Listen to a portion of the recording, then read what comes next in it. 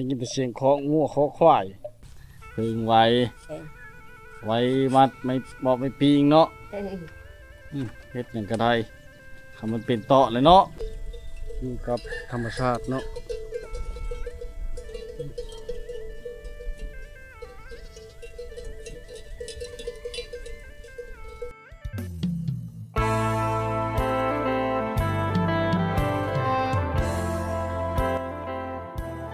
ทุกคนนะขอต้อนรับเข้าสู่ช่องวิถีชีวิตคนไทยบ้านพี่น้องวิดีโอนี้เฮามาอยู่ที่บ้านตาดไฮเซ่เนาะถือว่ามาครั้งทำอิฐครั้งแรกเลยเนาะที่บ้านตาดไฮเซ่นะเมืองพีนแขวงชนเขตเนาะซึ่งมันจะมีทางลงเซ่เนาะลงเซ่มันมีขัวประวัติศาสตร์ที่ความเป็นมาอย่างนะเอาบ่ฮู้ดอกพี่น้องสมัยสงครามโลกครั้งที่2เนาะใช้ทางโฮจิมินห์เนาะเดี๋ยวนี้ก็ถือว่าดูเดือดพี่น้องหมู่บ้านแห่งนี้ก็เป็นหมู่บ้านหนึ่งที่มีความสงบพี่น้องเนาะ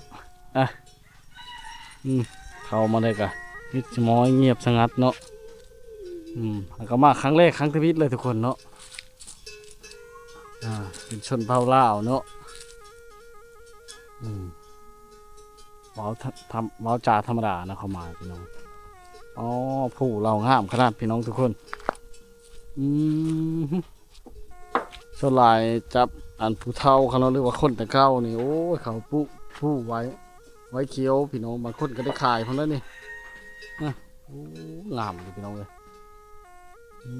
ได้ยินแต่เสียงมันก็แรงโง่มันก็แรงควายนะเขตนี่พี่น้องเลย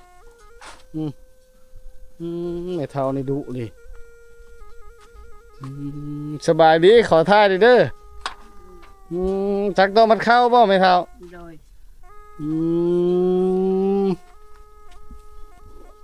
ลูกเดชบริจักนำบ่โอ้ลูกนอนตะอยู่ลางพุ่นโอ้นอนโอ้เพิ่นย่าจักแลหรือเพิ่นบริจักรู้จักลูกเอ้ยก็เลยชองตายายเนาะพูนพ่อเฒ่าอันสานคลองอยู่เทิงบ่คือเห็นแบบชานคล้องลาว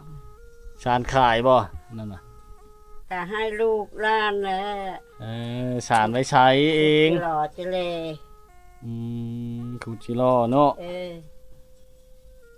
มื้อเช้านี่นานเขาขึ้นแต่บ้านนี่บ่ขี่รถไถเต็มคันรถน่ะโดยไปขุดจิโร่แล้วเป็นยังเห็นหุ่งอยู่เนาะไม่เท่าเนาะเห็นธรรมดาแล้วพึ่งไว้มัดไม่บอกไม่ปีงเนาะเฮ็ดอย่างก็ได้ทำมันเป็นเตาะเลยเนาะบักหลายๆนึกสิจักไหวบ่น่ะหลายดีแม่เฒ่าเอ้ยผ้าจนหมดเลยมีปะไว้จังดีหมดลำมัดเขากระดับจังหน่อยเนาะชนลายทุ่งหน้าท่านี้อยู่พระเช่เพิ่นบ่หลายบ่พระเช่หน้าค่อยกับพระเช่โดยไปทางเด้อเช่น่ะลงนี้บ่ความเหือนี่แหละความบักนี่แหละลงนี้บ่เช่น่ะตัวนั้นได้ซะตัวทางอันชุกชลาเพิ่นได้ซะทางเก่าอันน่ะมันมีทางเก่าพุ่นนี่บ่มาคนบ่ได้ความนี่ลูกพี่หมดคนมาเที่ยวมาชมไปทางเด้อจะลงนี้บ่ลงนี้เนาะนี่ลงนี่ก็ได้ลงหันก็ได้โดยโอ้พี่น้องนี่แหละเท่าในชนบทนี่ดุขนาดได้จักโตจักยังขีตะฉลานนี่พี่น้องเลยไว้มัดเข้าเนาะเข้ากระดับจะหน่อยฝนตก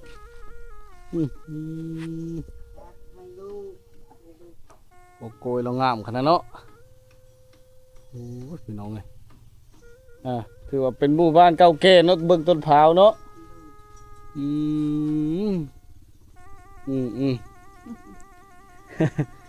โอ้ชานเอาเองบ่อนปีนะปีอู้นี่นะชานเองก็ช่วยให้นั่นแหละพอเท่าชานเป็นใช่เนาะเราชานเองเป็นเนาะมีหั่งไก่ตัดไม้หั่งไก่พี่น้องเลยนี่นะผู้ปัญญาของชาวบ้านเนาะเฮ็ดไปเฮ็ดแล้วทุกยากปากหมองนี่เราก็แอมด้วยผักแตะพี่น้องเลย นี่ทุกยากได้ อืมขั้นพี่ช่างเลยนะขั้นนั้นเบ็ดบ่ อันเบ็ด โอ้ขั้นเบ็ดเหล่าไว้อย่างดีเนาะเออ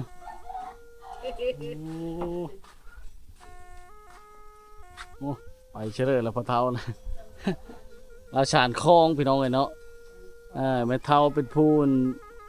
จักโต๊ะไว้มัดเข้ามัดกระดับนะพี่น้องแต่เฮากับเอ็ดคือการมัดกระดับนะแต่บ่หลายช้ำมันโต๊ะ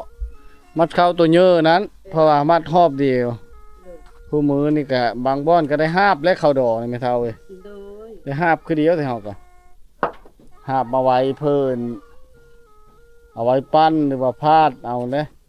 มันเทื่อกับข้าวพ่อกินก็ได้พาดและพาดแล้วก็หาบมื้อบ้าน นั่นแหละ หาบเพื่อจะไปฮอดรถเนาะ อืม อยู่แต่หน้าดงพุ่นหน้าก็ได้คืออันนี้แหล้วอยู่แต่เช่พานั้นนี่ยินเขาเจ้าว่าไปยากว่าขึ้นเช่นี่เขาจะไปท่าบางท่อง นี่บ่ เอ๊ะ บ่บ่ได้ยาก บ่ได้ยากเนาะ บ่ ว่าจะไปบ้านประดงว่ะไกลบ่บ้านประดง มันบ่ต้องไกลตึกแหล้ว มีพาจากหมู่บ้านน่ะเพื่อจะฮอดบ้านประดงน่ะ ช่องบ้านชามบ้านแหละ ขึ้นแต่เช่นี่ถือบ้านนั่นน่ะ บ้านอันนี้อัตภะ บ้านทำพระ บ้านอัตภะ เออ เอาต่อเลยผูกชุดทางบ้านน้อย บ้านน้อยบ้านทำพระและบ้านน้อย เออ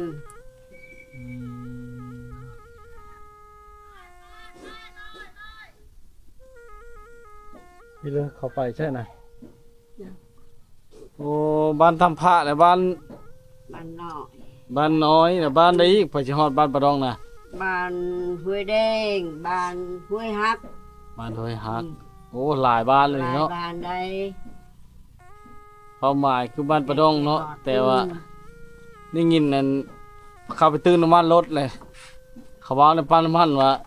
โอ้ยจะบ่ไปก็ได้ยามนี่เขามันตกแรงคักๆพุ่นว่ามันขึ้นไปเสียยากได้เบาเอ้ยว่า เออ ข้ามไปทางยากเอกว่าเพื่อที่ไปท่าบางท่องว่า คือแม่นเลย อีกอย่างเฮาก็มาผู้เดียวนะเลยบ่กล้าไปช้ำไม่เท่าเลย เออ อ่าขอบใจหลายๆเท่าเอ้ย เลย จักเลี้ยวไว้โอ้ยพอแห้งแล้วสิเหลว ลายลี ฟังเอง โอ้ตะเล็กลายลีเจ้าจักนะวิดีโอนี้เฮามาอยู่ที่บ้านตาดไฮเซ่เนาะถือว่ามาครั้งทำอิฐครั้งแรกเลยเนาะที่บ้านตาดไฮเซ่นะเมืองพีนแขวงชนเขตเนาะซึ่งมันจะมีทางลงเซ่เนาะลงเซ่มันมีขวประวัติศาสตร์ที่ความเป็นมาอย่างนะเอาบ่ฮู้ดอกพี่น้องสมัยสงครามโลกครั้งที่สองเนาะใช้ทางโฮจิมินห์เนาะแถวนี้ก็ถือว่าดูเดือดพี่น้องหมู่บ้านแห่งนี้ก็เป็นหมู่บ้านหนึ่งที่มีความสงบพี่น้องเนาะเข้ามาเลยกะมิดม้อยเงียบสงัดเนาะแล้วก็มาครั้งแรกครั้งที่พิษเลยทุกคนเนาะเป็นชนเผ่าลาวเนาะว้าวจ่าธรรมดานะเข้ามาพี่น้องอ๋อผู้เรางามขนาดพี่น้องทุกคนสลายจับอันผู้เฒ่าเขาเรียกว่าคนแต่เก่านี่โอ้ยเขาผู้ไว้เคี้ยวพี่น้องบางคนก็ได้ขายพอแล้วนี่โอ้งามเลยพี่น้องเลยได้ยินแต่เสียงมันก็แรงโง่มันก็แรงควายนะเขตนี่พี่น้องเลยไม่เท่านี่ดุเลยสบายดีขอท่าดิเด้อจักตัวมันเข้าบ่ไม่เท่า โดย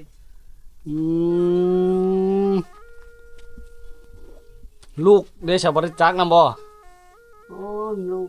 อน อนตา อ ราง ยู่พุ่น โอ้นอนโอ้ผู้ เพิ่นย่าจักแลหรือเพิ่นบริจัก รู้จักลูกเอ้ย ก็เลยชองตายายเนาะพูนพอเท่าอันสานคลองอยู่เทึงบ่คือเห็นแบบทางคลองเรา สานขายบ่นั่นน่ะ แต่ให้ลูกหล้านแหละ สานไว้ใช้เอง หล่อจะเล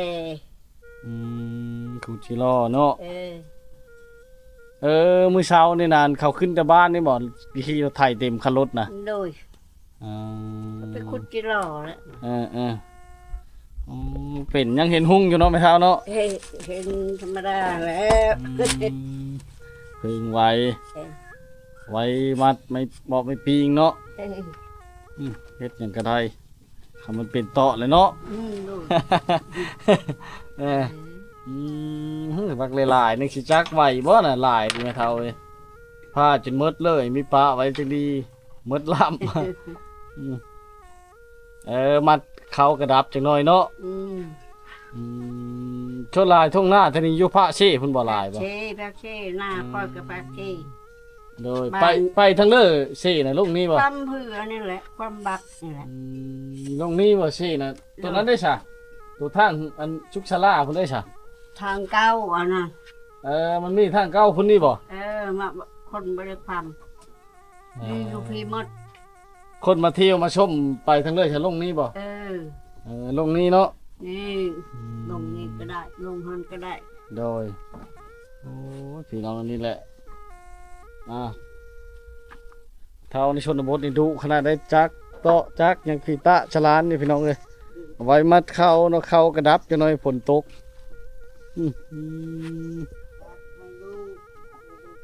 โอ้โกยเรางามขนาดเนาะ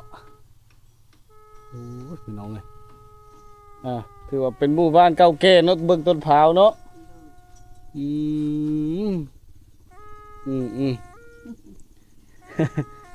โอ้ชานเอาเองบ่อนปีนะปีอู้นี่นะ ชานเองก็ช่วยให้นั่นแหละ พอเท่าชานเป็นใช่เนาะ โดยเราชานเอง เป็นเนาะมีหั่งไก่ตัดไม้หั่งไก่พี่น้องเลยนี่แหละผู้ปัญญาของชาวบ้านเนาะเฮ็ดไปเฮ็ดแล้วทุกยากปากหมองเฮ็ดแล้วก็แอมด้วยผักแตะพี่น้องเลย มีเท่าในทุกยากได้ ขั้นพี่ช่างเลยนะขั้นนั้นเบ็ดบ่ ขันเบ็ด โอ้ขั้นเบ็ดเหล่าไว้อย่างดีเนาะ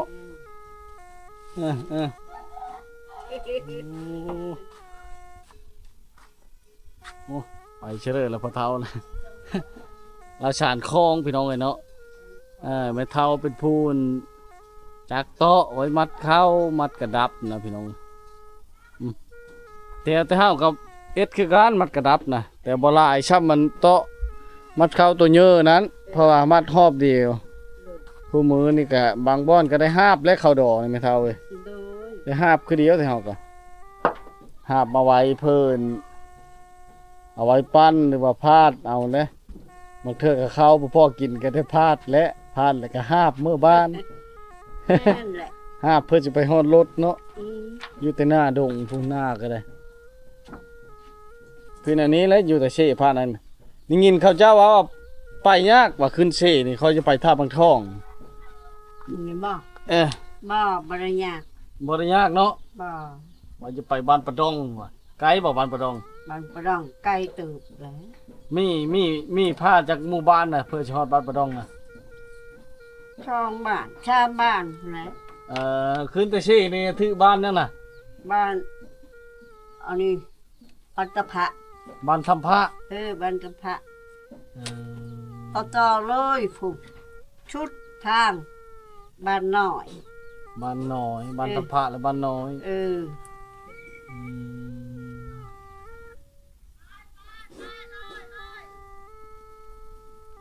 พี่เลยเข้าไปใช่ไหมโอ้บ้านทำพระและบ้านน้อย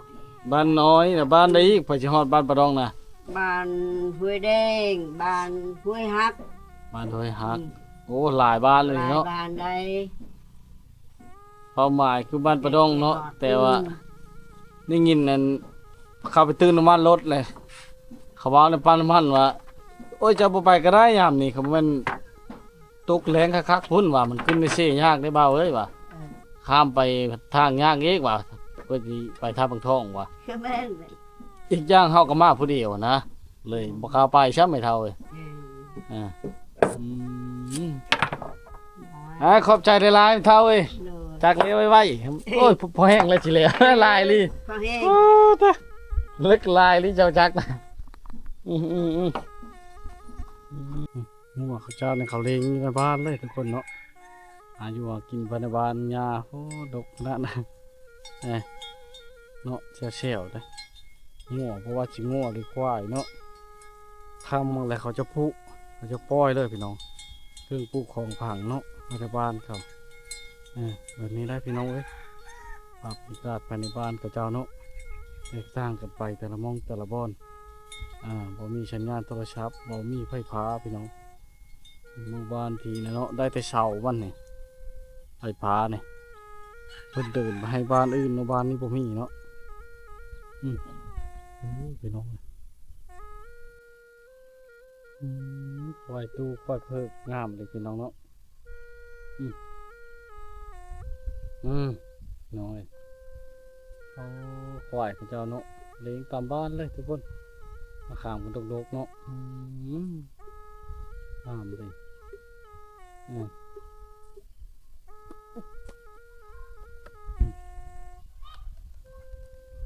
มีโตพี่ๆทั้งควายดอนควายดำเนาะ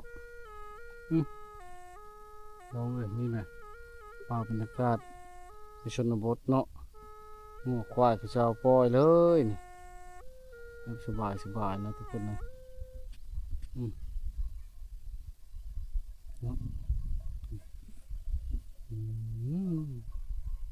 มีโตพี่มันลุ้นอยู่บริพุเลยพี่น้องเลยแคนแต่เคาะแคนแต่มักกะโลงใช่เนาะ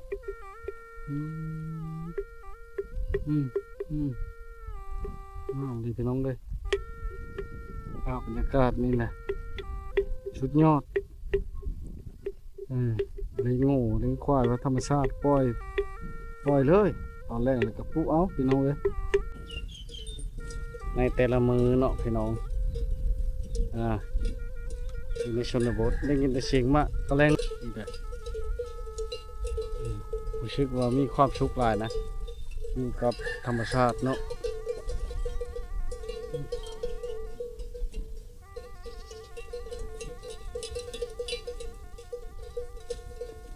ทางหลังก็จะเป็นป่าเขาเนาะเขียวชุ่มอยู่พี่น้อง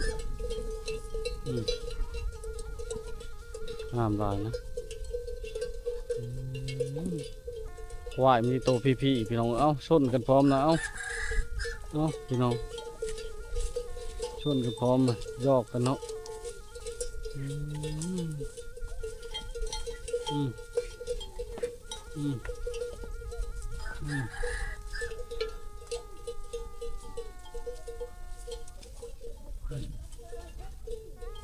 ม่วนไปอีกแบบพี่น้องมีความสุขหลายเนาะบรรยากาศแบบนี้มีแต่เสียงมักกะโลงเนาะเซลอยู่พี่น้องเลย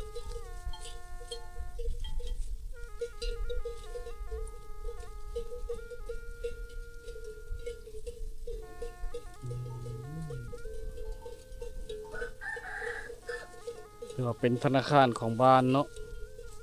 ถ้าไปได้งัวได้ควายหลายนี่ก็โอ้ยหลายนะพี่น้องอันนี้พี่จะเป็นเจ้าเดียวจังเนาะเป็นมหาเศรษฐีของบ้านและได้หลายใช่ไหมพี่น้องควายของมึงในราคาแพงเนาะมีควายดอนพร้อมนะ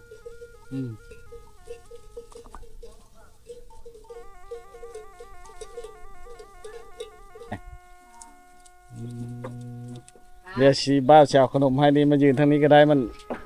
ทีนั้นเถิดเขายืนเล่นแถวเด้อ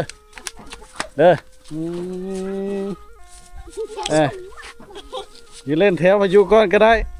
มาอยู่ก้อนก็ได้คู่กันอยู่ขนมนะโอ้พี่น้องพอจะได้คู่ข้าวจะได้กินขนมเนาะ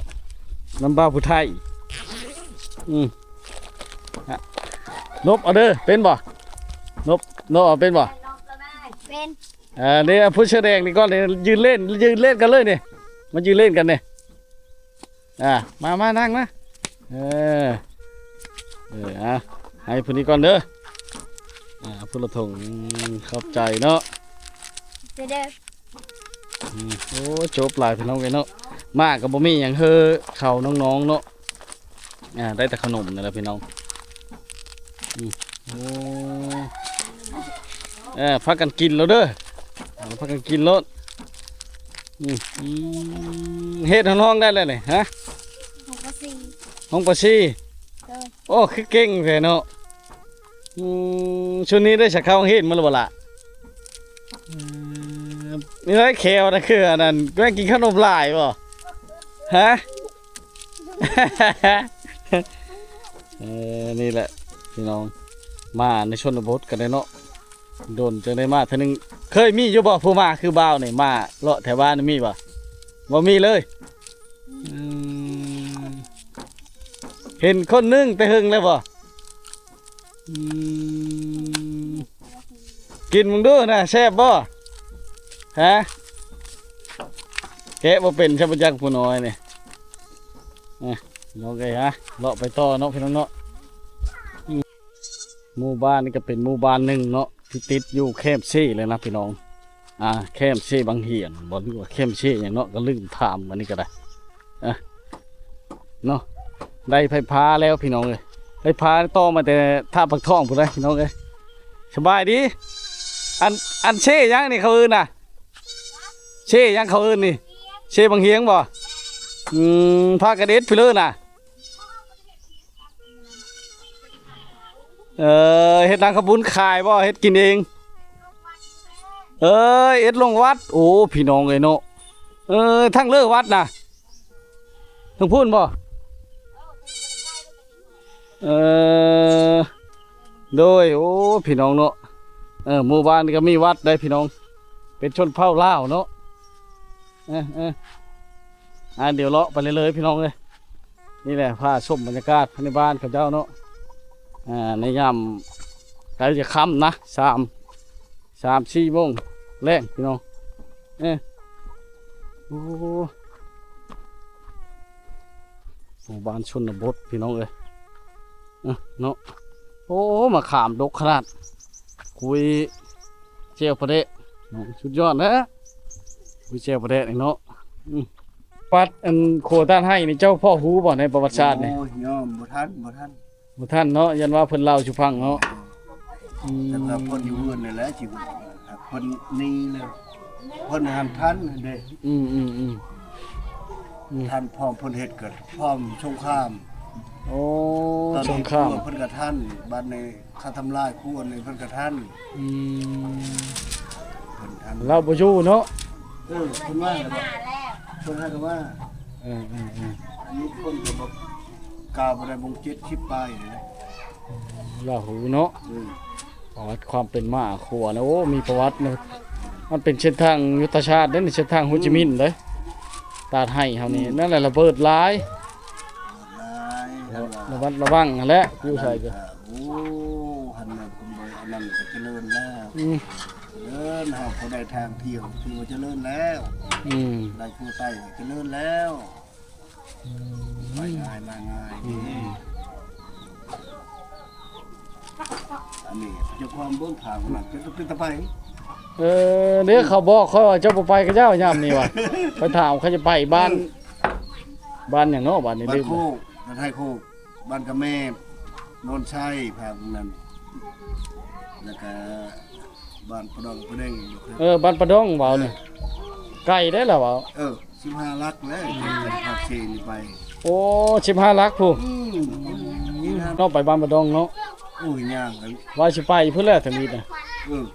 จะได้มาบ้านเฮานี้บัดตลอดมาเป็นมาฮอดนี้ก็แห้งแล้วสิฮอดนี่2 มือพูเต็มมาเฮาบัดทันให้นี่ก็คำมับใครแน่เนาะทางก็เฉยกว้างอยู่ทางเฉยเนาะผ่านมาเกิดได้นี่เกิดกับนี่พออยู่เนาะพออยู่ถ้าอาศัยไปอยู่นำหมู่ก็อยู่บ่ได้บ้านไผบ้านมันไว้จังๆแน่วันเลยบ่อยู่ก็สิอยู่ได้อยู่มันว่าล่ะบ่กินจังซั่นติมันเคยเลยเนาะชินเคยเลยโอ้บ้านนี่ก็มีร้านค้าเลยทุกคนเนาะผู้ใดกายมากายเนาะสิลงค้าไปทับไปท่อง แวะมาใช้กันหาเนาะซื้อเครื่องไปครบไปกินได้นี่เนาะพี่น้องเรากำลังเด็ด3-4 โมงแรงเนาะติบข้าวเลยเอาไว้ขายบ่เนี่ย บ่ ฮะ บ่ ยันมาขายโอ้เฮ็ดหยังนี่ยิบกระทงสบายดี สบายดี ยิบกระทงขายมื้อแรงบ่ โดย อันเท่าไรนี่เฮ็ดนี่ 5,000 10,000 เอาไปว่างขายอยู่ในใช่นี่ อยู่วัด อยู่วัดบ่ แม่น เพิ่นจะเวียนเทศน์ลำแรงเนาะ โดย เวียนเทศน์แล้วก็ลอยกระทงวันออกพรรษาเลย